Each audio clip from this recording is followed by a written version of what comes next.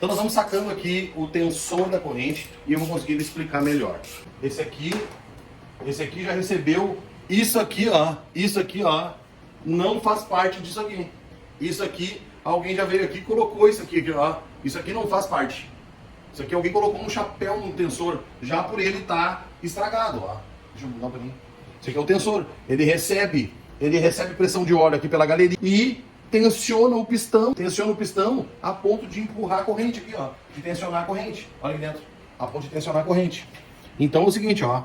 Se esse esticador tá com problema, meu amigo, não adianta, o senhor liga de manhã, faz barulho. Se a corrente estiver com problema folgado, o senhor liga de manhã e faz barulho. Agora, isso aqui eu nunca tinha visto, cara. Os caras botaram um chapéu no esticador para esticar mais a corrente. É cada uma que a gente vê, o cara fica apavorado, né? Mas galera, é preocupante esse barulho de ligar de manhã, né? Liga de manhã e faz o barulho, porque pode romper a corrente. E se romper a corrente, ela dá um laçaço aqui, quebra o cabeçote, olha, faz um estrago aqui nas engrenagens, então não vale a pena o risco. Manutenção preventiva é a única saída e vamos pra cima.